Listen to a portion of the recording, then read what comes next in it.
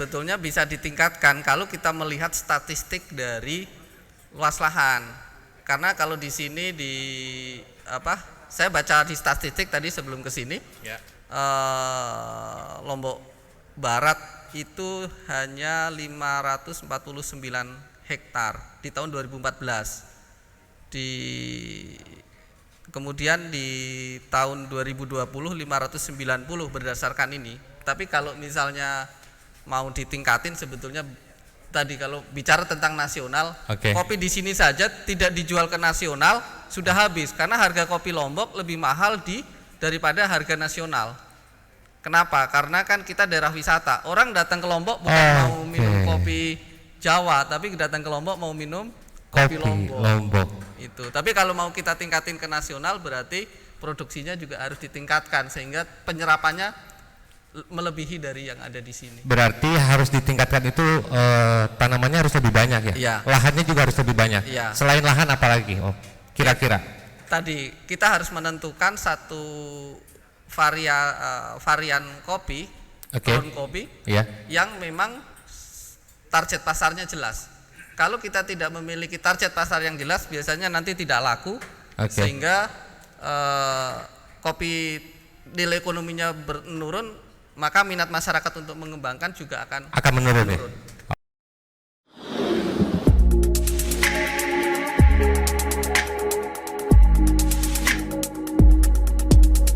Yang kita bincang-bincang soal kopi, ini ada sesi kedua. Kebetulan kita punya narasumber dua orang narasumber.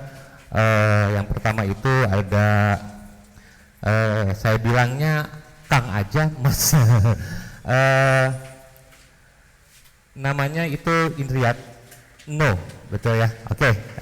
Saya tidak akan panjang lebar lagi untuk sesi pertama. Kita ngobrol langsung saja sama Kang Indriatno.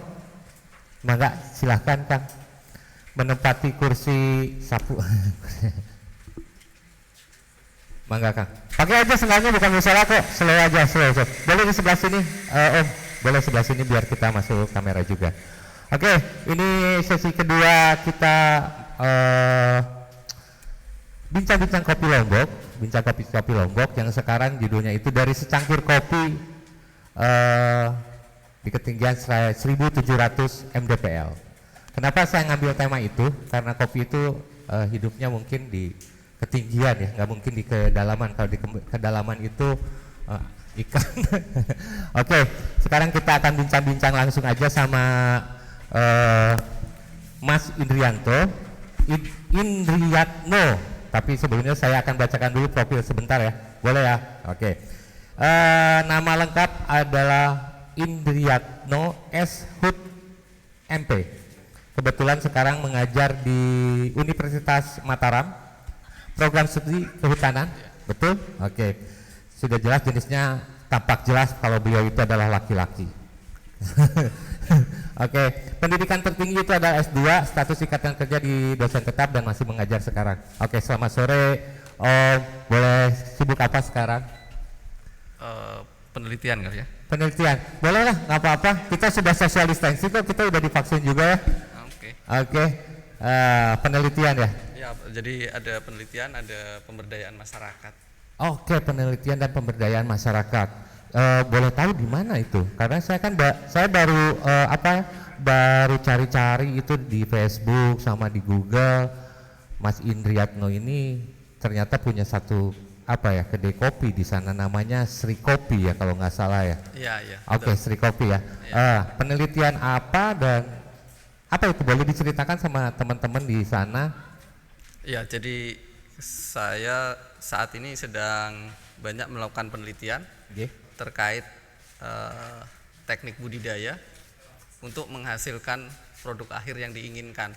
Jadi ada kaitannya dengan namanya metabolit sekunder. Jadi contohnya misalnya teman-teman pernah ngerasain kopi, kenapa misalnya kopi di daerah Senaru nanti daerah Sajang itu beda. Hal itu karena dia dipengaruhi oleh metabolit sekunder. Yang metabolit sekunder itu sebetulnya digunakan untuk pertahanan tanaman ketika ada ancaman, dan itulah yang menimbulkan sebuah cita rasa yang berbeda. Wah, dalam juga ternyata ya ngomongin soal kopi sama Mas Indri itu ya. Jadi sekarang lagi sibuk penelitian aja ya. Ya. Jangan mentang-mentang di kehutanan jadi neliti soal tumbuhan gitu ya. Iya, tapi dalam penelitian itu juga dijalankan langsung dengan pemberdayaannya. Misalnya saya di Sajang, itu bersama petani dia kembangkan, tapi kemudian kita juga mencoba memasarkan, jadi membantu memasarkan langsung. Oke, jadi selain meneliti juga memasarkan. Ya. Wah, keren juga sih. Kalau saya boleh tahu sudah berapa lama Mas Indri itu bergerak di dunia perkopian yang sekarang sedang dijalankan juga? Kalau di Lombok sendiri saya mulai tahun 2014. 2014. Di tahun 2014 itu, waktu itu belum tren kopi. Jadi akhirnya saya memutuskan untuk mengambil klon-klon yang ada di Litbang Kopi dan Kakao Jember. Tapi berjalannya waktu ternyata kopi itu variasinya beda-beda. Kadang-kadang kita berpikir jumlahnya besar, tapi nanti rasanya juga nggak sesuai misalnya. Atau kadang-kadang kopi lokal produktivitas panennya sedikit tapi rasanya memiliki ciri yang khas. Itu juga berbeda-beda karena rasa kopi itu sangat dipengaruhi oleh genetik tanaman itu sendiri yang bertemu dengan lingkungan yang berbeda. Berarti ini benar-benar ilmiah sekali nih kalau ngobrol sama Mas, karena memang bidangnya ya. Boleh kesini titik nanti terlalu gelap, nggak apa-apa lah, kita bersinar-sinar dengan keringat yang gini. Aduh, Lombok lagi panas nih hari ini, biar keringatnya juga enak gitu ya. Nah, masih kita tadi kan dari 2014. Ya. Sebelum adanya kopi itu rame di Lombok. Ya. Akhirnya memutuskan untuk karena banyak sekali variannya. Betul. Banyak sekali variannya, akhirnya memutuskan kopi. Nah, tapi sebelum itu memutuskan kopi, kan banyak sekali tumbuhan nih di sini itu. Kenapa kopi, Om? Ini yang saya mau tanyakan. Kenapa kopi? Apakah kopi itu memang peluang kedepannya bagus atau bagaimana? Sebetulnya kita ini kan dari orang kehutanan, jadi butuh tanaman yang bisa melakukan konservasi tanah. Misalnya kan selama ini banyak banjir nih. Nah, kenapa banjir? Karena lahan itu banyak dibuka menjadi lahan pertanian. Tapi kan memang ya tidak tutup mata bahwa masyarakat butuh makan, sehingga kita harus mencari tanaman yang bisa hidup di bawah naungan. Jadi ketika ada tajuk yang berseterata, maka air hujan tidak langsung jatuh ke dalam tanah kemudian lari sehingga terjadi banjir. Nah, kita perlu sebuah tanaman yang memiliki nilai ekonomi tetapi juga memiliki fungsi ekologi. Jadi titik tengahnya seperti itu. Berarti tanaman kopi ini adalah titik tengah. Salah satunya. Ya. Supaya jadi daripada dibuka jadi lahan pertanian jagung gitu kan ya. Sekarang jagung misalnya. Betul. Dengan jagung monokultur hanya satu jenis. Kita pasti tahu setiap tahun ada berita banjir. Ya. Karena jagung. Tapi kalau misalnya dia bisa dilakukan tumpang sari dengan tanaman lain, seperti tanaman kopi kan dia hidup di bawah naungan. Syaratnya justru kalau tidak di naungan dia produksinya rendah. Hancur ya? Rendah. Jadi akan nggak bagus kan? Nggak bagus. Berarti bukan semerta-merta Mas Indri itu mengambil tanaman kopi itu karena nilai ekonominya tinggi, tapi ternyata dilihat dari segi orang kehutanan ya. Ternyata itu adalah pohon yang bisa mencegah setidaknya ya terlebih dahulu. Itu kalau di isu internasional juga kan ada pemanasan global. Jadi bagaimana kita melakukan mitigasi pemanasan global, penyerapan karbon. Itu kan hal-hal seperti itu yang kita bisa informasikan ke masyarakat luas internasional. Tetapi ketika membahasakan dalam bahasa orang lokal, sebetulnya yang harus dibutuhkan seberapa sih pendapatan masyarakat. Jadi bahasa di masyarakat sama bahasa di internasional sedikit berbeda, tetapi memiliki titik temu yang sama. Wow, berat nih kalau ngomongin sama orang yang ilmiah ini. Padahal kita ngobrolnya santai, Om, tapi jadi saya ke bawah serius gini ya. Aduh, tapi ini sangat menarik sekali karena ternyata saya baru tahu bahwa tanaman kopi itu bukan hanya sekedar ekonominya saja, ternyata bisa menjadi salah satu tumbuhan yang istilahnya mencegah ya, Om ya, mencegah air hujan turun itu nggak langsung ke tanah gitu, karena kopi itu hidup di bawah naungan. Berarti pohon-pohon gede itu penting sekali untuk kopi. Oke, nah ini sebuah informasi yang penting ternyata selama ini. Kenapa?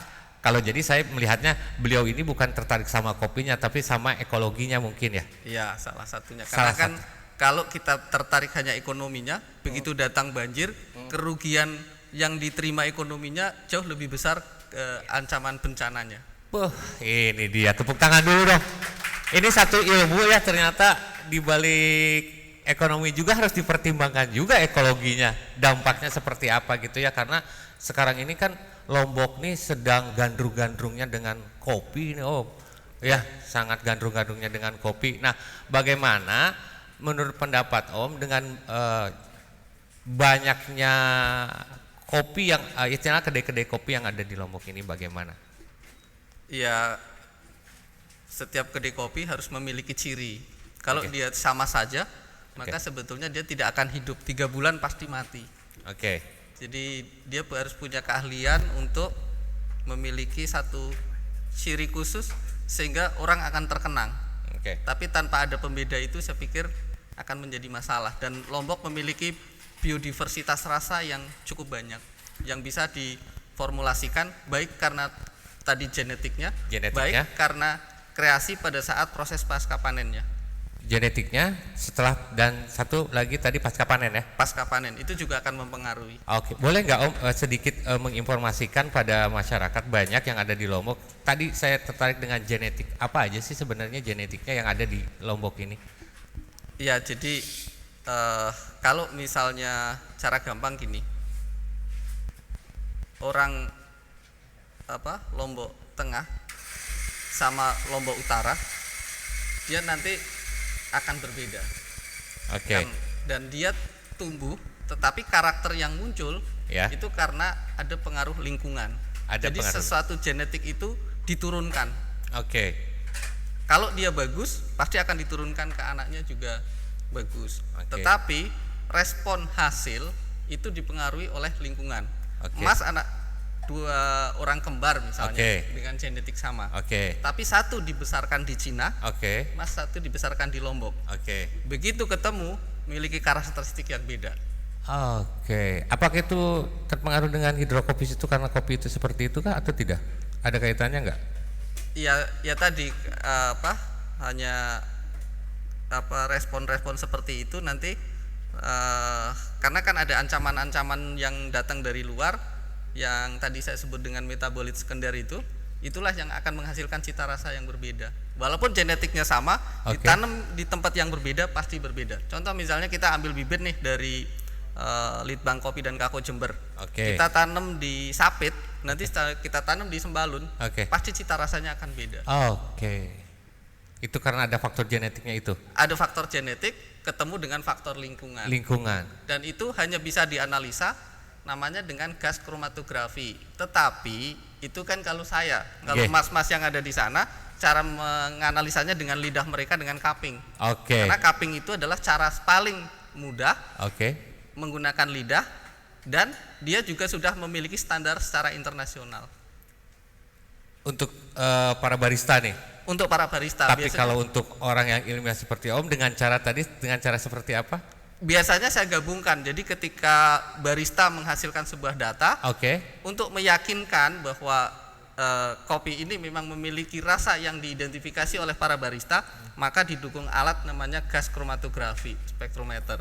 Gas kromatografi. Spektrometer. Baru tahu ternyata bisa diteliti dengan itu ya. Saya baru tahu Om kalau misalkan ternyata kopi juga bisa diteliti dengan hal itu untuk bisa menentukan itu genetiknya ya. Bukan genetiknya, cita rasanya. Ia bertanggung jawab terhadap rasa itu. Misalnya dia ada rasa asam, pasti nanti ada sebuah senyawa apa yang dia sebetulnya bertanggung jawab kepada rasa kopi itu.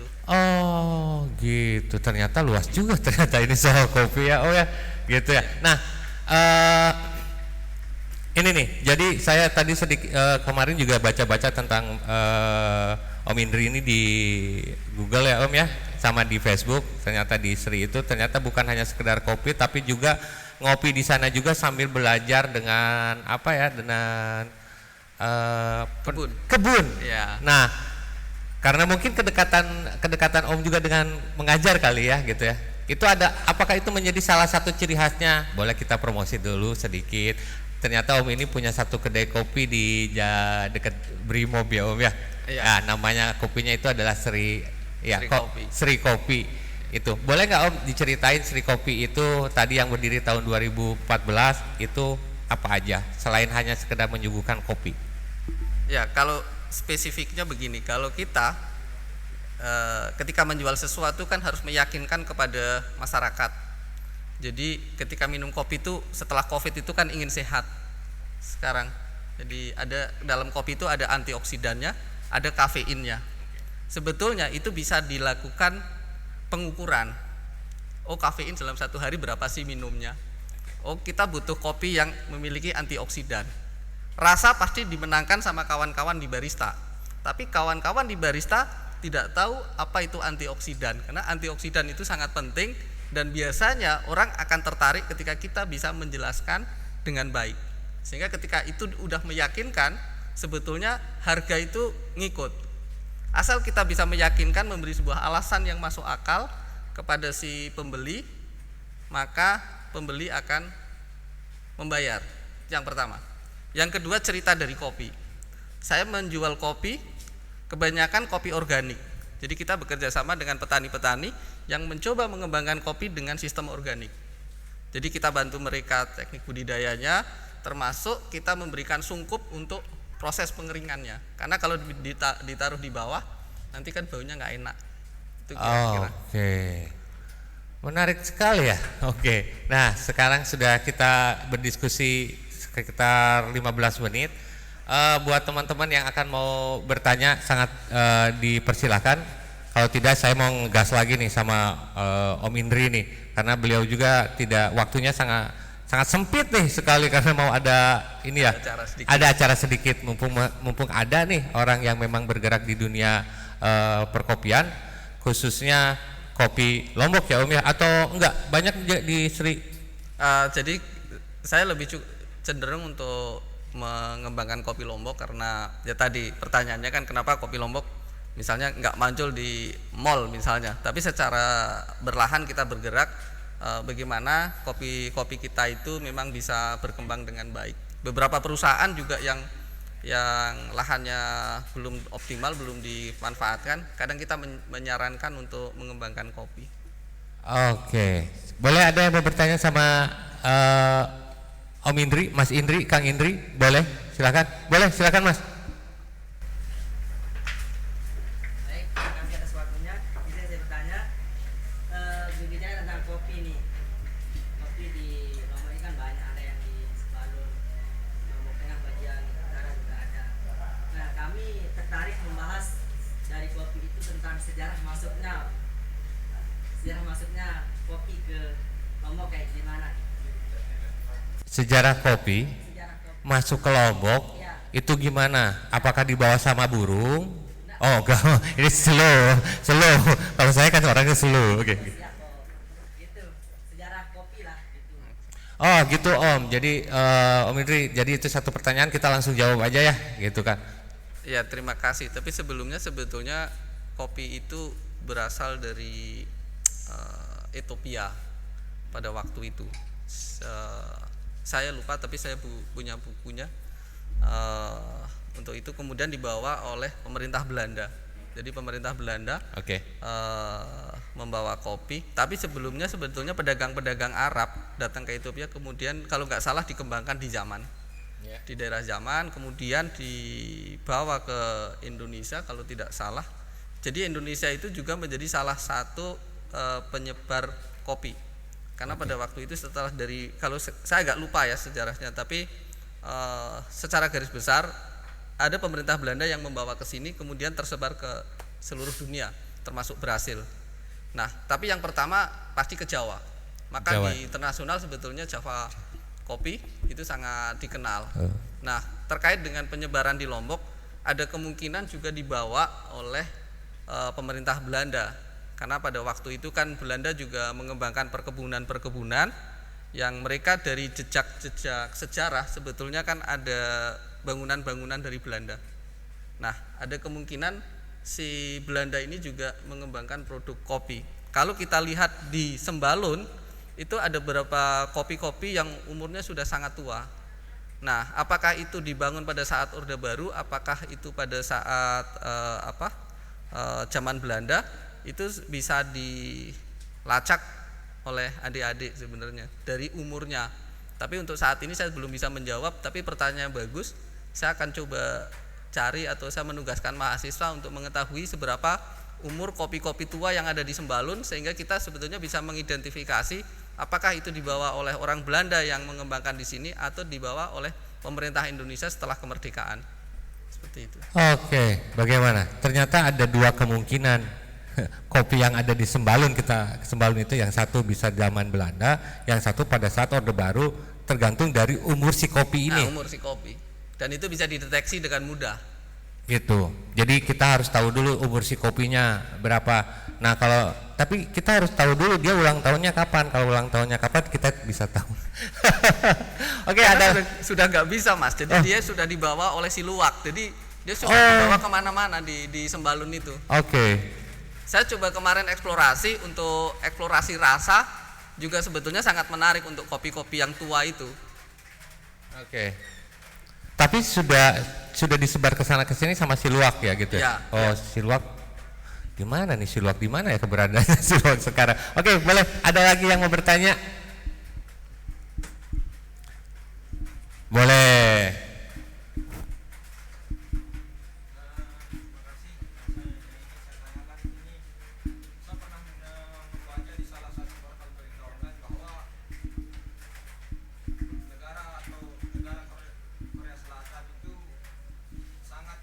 Tertarik dengan kopi di Gangga, di Lombok Utara, tepatnya di salah satu dusun namanya Dusun Monggal. Mereka sangat antusias dengan kopi Gangga itu sendiri, sehingga mereka sering mengimpor kopi dari Lombok itu sendiri. Nah, yang ingin saya tekankan di sini, jika Korsel saja meminati kopi kita, kenapa di Lombok ini sendiri kopi Lombok itu tidak seeksis di Korsel begitu. Kemudian pertanyaan kedua, apa sih yang membuat bahwa kopi di Monggal itu bisa diminati sampai di Korsel itu sendiri? Oke, jadi pertanyaannya ini adalah kenapa harus Korsel yang lebih mencintai kopi dibanding kopi yang ada di daerah Gangga dibandingkan masyarakat Lombok itu sendiri mungkin. Iya. Bagaimana nih, Om?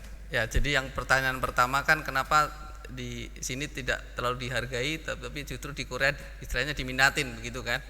Saya pikir itu persoalan branding. Jadi kalau kita sendiri tidak pernah melakukan branding, tidak melakukan satu edukasi yang baik kepada masyarakat, maka ya kita akan tetap di bawah.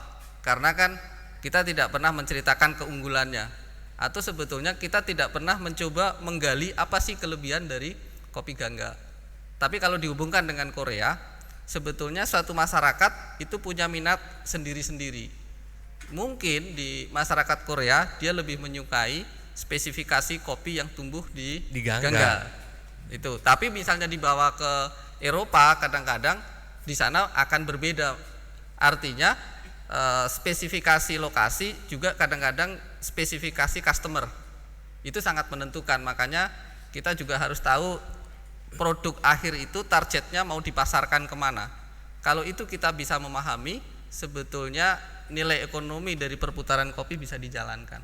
Oke, nah itu Mas, itu yang pertama. Yang kedua itu tadi apa?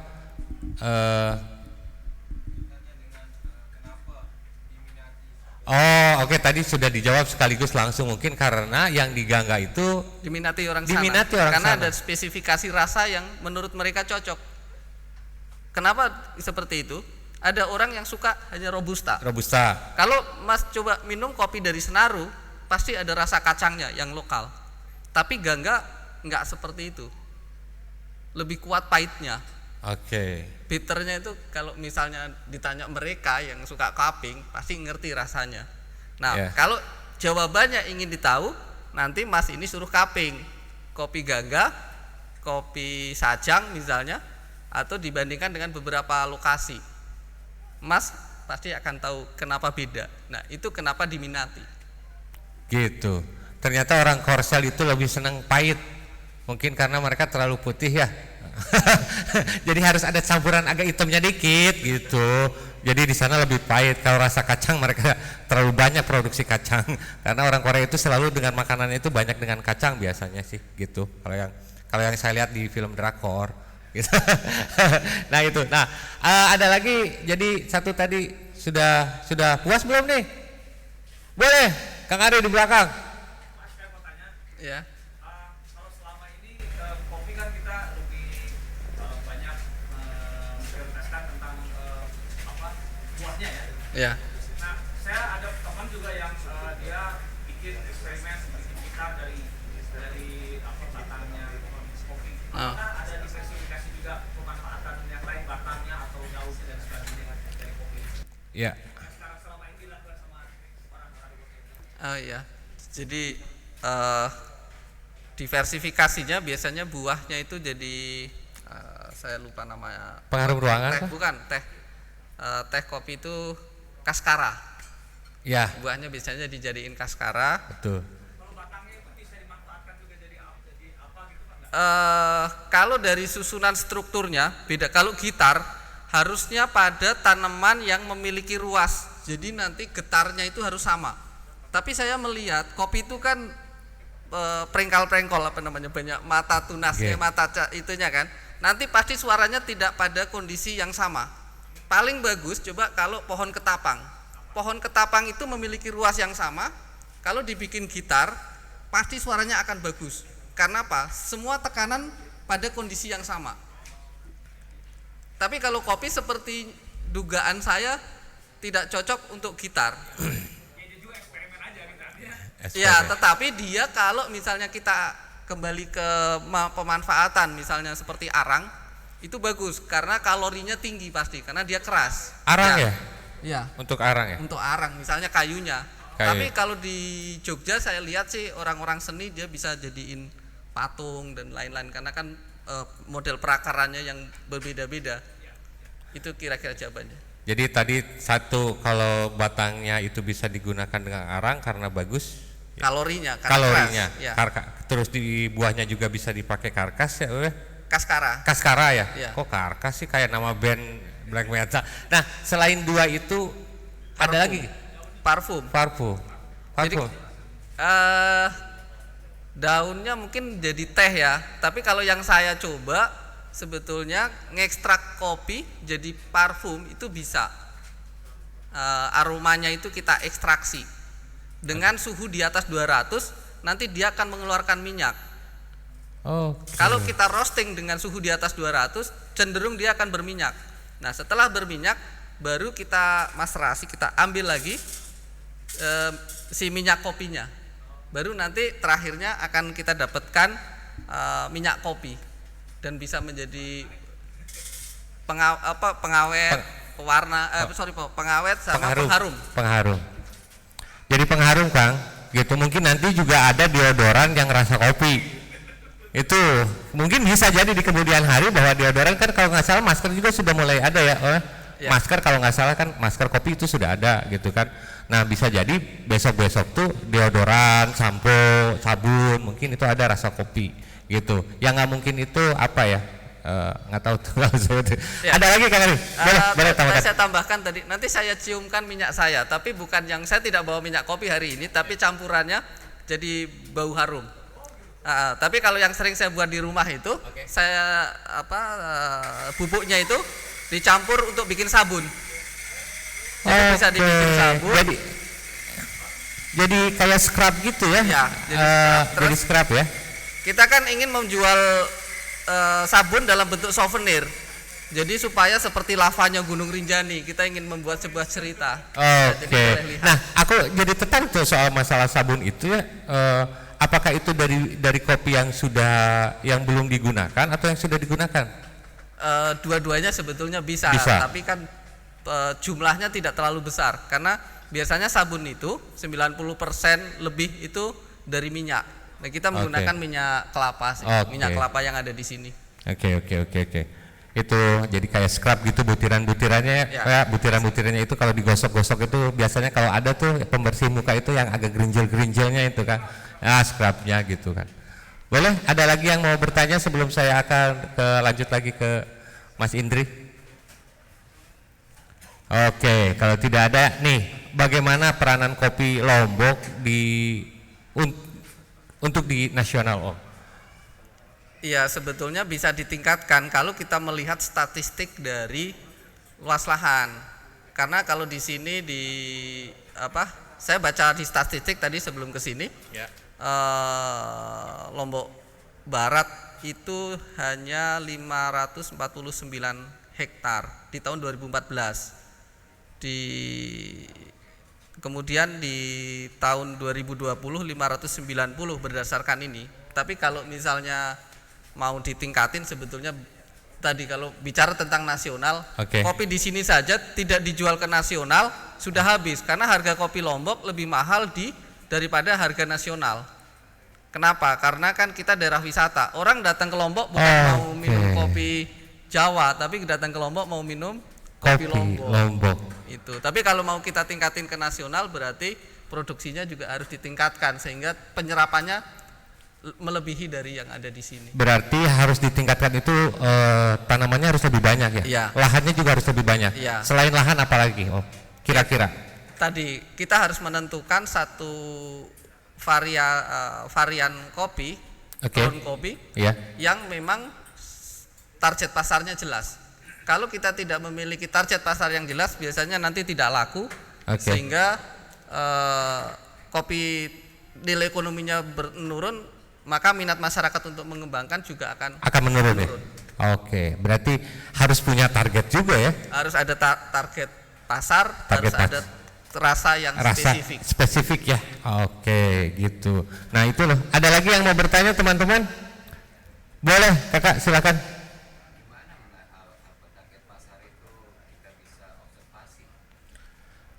Ngomongin soal target pasar, gimana kita mengobservasinya? Ya, jadi tahun lalu saya coba kan banyak proses kopi. Kemudian saya mengumpulkan banyak kopi dari berbagai wilayah di sini. Kemudian saya fermentasi. Saya fermentasi 5 hari. Kemudian ada yang dengan bakteri, ada yang dicampur dengan buah, supaya si rasa itu menyerap ke dalam kopi. Nah, kemudian dari situ kita sampel. Orang si A, si B, si C, si A, si B, si C selalu kita catat. Maka tahun depan sebetulnya kita sudah dapat informasi kopi apa yang sebetulnya akan laku dan siapa yang akan membeli. Dengan cara sampel sebetulnya kita bisa mengstatistikkan dan mendesain target pasar juga. Tapi pasti basisnya harus dengan riset. Kalau tidak dengan basis riset, inovasi saya pikir tidak akan berkembang. Maka akan stagnan gitu aja ya. Oke, gitu, jadi akan stagnan. Oke, kita balik lagi diskusinya, tadi sempat terputus sedikit. Nah, tadi kan ada yang terputus nih, Indri nih, soal saya tuh sebenarnya pertanyaan apakah selain yang lagi rame nih sekarang nih kedai kopi yang ada di Lombok ini gitu kan ya, selain dengan tempatnya yang bagus harus punya cita rasa yang baik, apa sih sebenarnya untuk mempunyai satu ciri khas? Apakah si peminum kopi itu perlu diedukasi juga nggak sih? Iya, jadi si peminum kopi juga perlu diedukasi. Dia mendapatkan rasa yang enak, tetapi juga mendapatkan kesehatan. Itu yang paling penting. Kesehatan. Ya. Nah, emang kopi bisa bikin sehat, Om? Ya, tadi kalau saya ceritakan kopi itu memiliki fungsi sebagai antioksidan misalnya. Nah, apa itu antioksidan? Jadi tubuh kita itu biasanya ada radikal bebas. Tapi ketika minum kopi dengan dosis yang tepat, radikal bebas yang bisa menimbulkan penyakit kanker itu ditangkap. Sehingga dia tidak berkembang. Itu satu. Yang kedua, kafein. Kafein juga sebetulnya bagus untuk memacu kerja. Karena memacu jantung untuk bekerja salah satunya bisa dengan kafein. mungkin juga bisa dengan alkohol. Cuma persoalannya alkohol itu kan tidak terkontrol. Oke. Nah, kalau dengan meminum kopi dengan dosis tertentu, Oke. maka stamina kerja kita jadi semakin baik. Oke. Tadi ternyata kopi juga bikin sehat karena ada antioksidan dengan takaran yang sesuai. Yang sesuai dosis. Yang sesuai dosis gitu ya. Oke. Nah, ada pertanyaan terakhir. Oke. Mau ngapain ini Buncitmen? Oke, ternyata ada dari Buncitmen. Om, ini dia. Boleh silakan. Ini ada, terima kasih Buncitmen nih. Oh, ada air pala sama air berry. Ini boleh nanti dites dulu. Ini air pala, Om. Oh iya, ini salah satu yang saya kembangkan di Sedau. Sedau. Jadi kita menjual rempah. Kalau kawan-kawan di Lombok harusnya pada saat ini mempersiapkan diri dengan adanya motor GP, tentu kita harus ambil bagian. Saya ambil bagiannya cuma mensuplai bumbu dapur. Jadi apapun yang ada, saya sudah persiapkan dengan sistem organik. Tetapi kalau misalnya kita tidak ngambil kopinya, tidak ngambil bumbu dapurnya, tidak ngambil dari bagian itu, adanya motor GP di selatan, sama saja tidak akan meningkatkan pendapatan masyarakat di Lombok. Oke, ternyata itu kopi. Nah, tadi sudah ngomong-ngomong soal ini, yang terakhir itu tadi apa, menyelamatkan Geopark Rinjani itu bagaimana Om? Tadi kita sedikit, boleh dong cerita dong Om? Ya, jadi kita itu punya namanya Geopark Global UNESCO. Jadi Rinjani itu sudah diakui oleh UNESCO sebagai Global Geopark. Nah, tapi pasti kan ada keunikan-keunikan, di salah satunya biodiversitas kita. Nah, kalau kita hanya bangga dengan kekayaan biodiversitas, ya kita begitu-begitu saja. Tapi bagaimana kita berpikir merubah kekayaan biodiversitas menjadi kekayaan ekonomi? Itu kata kunci yang menurut saya penting bagi kita yang ada di Lombok. Sehingga tadi konservasi tetap jalan, tetapi ekonomi masyarakat, juga, pemberdayaan masyarakat berkembang. Salah satunya adalah kopi. Salah satunya adalah kopi, karena kopi juga memiliki variasi biodiversitas yang banyak. Oke, tepuk tangan dulu dong buat Om. Saya bilang Om karena suhu soal kopi. Saya sudah kopi. Ini ada lagi yang mau disampaikan Om? Mungkin dari Om akan disampaikan kepada teman-teman yang ada di mana, di apa nanti di YouTube tentang soal kopi Lombok deh Om. Iya, kalau dari saya coba, kita harus merasa bangga memiliki Lombok yang memiliki daerah yang berbeda-beda, dan itu adalah peluang kita untuk mengkreasikan tadi biodiversitas kita untuk menjadi sumber kekayaan ekonomi tanpa harus merusak alamnya sendiri. Itu. Ini yang sedang dilakukan sama Om ya di di beberapa tempat. Di beberapa tempat ya. Untuk kita secara bersama-sama dengan masyarakat. Sama masyarakat. Oke, gitu. Nah, kita bakal ketemu lagi di sesi kedua itu bersama Agung Nugraha, orang dari Buncitmen gitu. Terima kasih. Ini Buncitmen sudah memberikan saya dahaga karena saya haus dari tadi.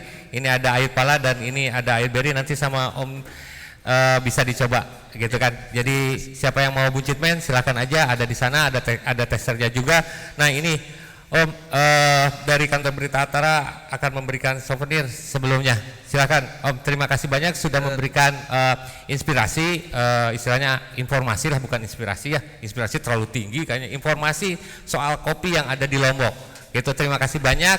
Nah, sambil nunggu kita ke Om Nugraha mau ngomongin soal kopi dan segala macamnya, kenapa tidak kita hibur dulu sekarang sama Kang Ari Julian, 1 gemreng, 2 gemreng. Gitu, kita masuk ke Kang Ari Julian. Terima kasih banyak Om Indra. Kita masuk nanti di segmen kedua sama Om Agung ya. Oke. Cukup ya. Terima kasih. Terima kasih banyak.